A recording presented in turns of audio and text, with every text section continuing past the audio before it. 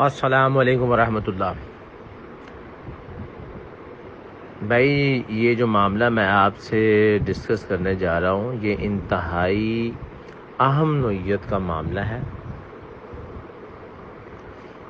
چینی لوگ اپنا بزنس کرتے ہیں، انہیں کسی کے مذہب سے کوئی غرض نہیں ہے۔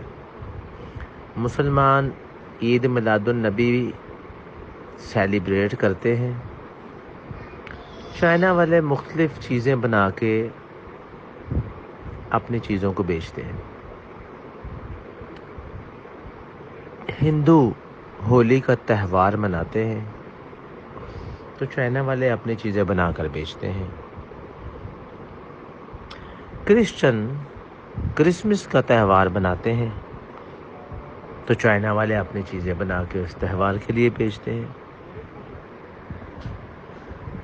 یعنی انہیں کسی کے مذہب مسلک سے کوئی غرض نہ ہے، انہیں اپنے بزنس سے غرض ہے کہ ہمارا کاروبار خوب پھلنا پھولنا چاہیے،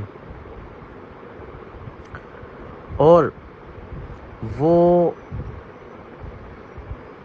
چونکہ دین سے ناواقف ہیں اور وہ تمام اخلاقی قدروں سے گزرے ہوئے ہیں، ان کی خوراک دیکھیں، ان میں کوئی حلال حرام نہیں ہے۔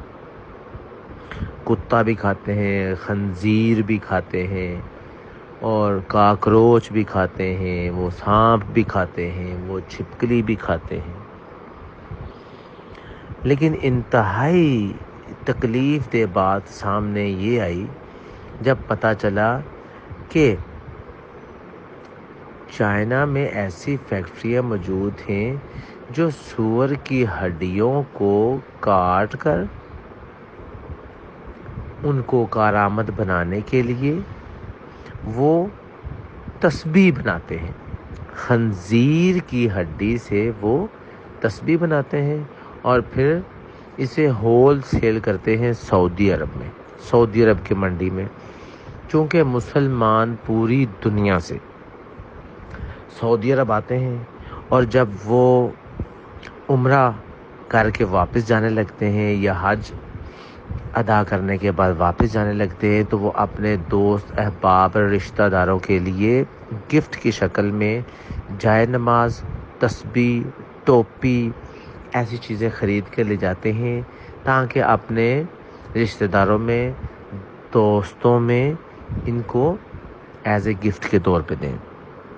لیکن ہم مسلمان اس بات سے بالکل ناواقف ہیں کہ وہ تسبیح کس چیز سے بنی ہوئی ہے۔ اب جب یہ بات ہم پر واضح ہو چکی ہے اور ہم اپنی آنکھوں سے اس ویڈیو کو دیکھ چکے ہیں، تو ہم پر ایک بات تو لازم ہے کہ اس کو زیادہ سے زیادہ شیئر کریں تاکہ سعودی گورنمنٹ اس بات کا نوٹس لے اور ایسی تسبیح امپورٹ کرنے پر پابندی لگا دی جائے جس کے انگریڈینٹس آپ کو معلوم نہیں کہ یہ کس چیز سے بنی ہوئی ہے۔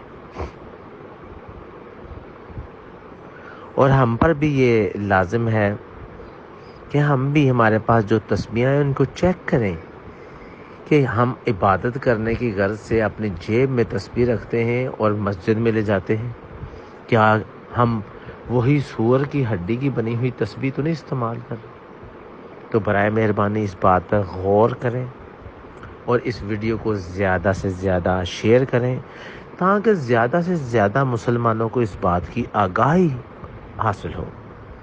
بہت شکریہ۔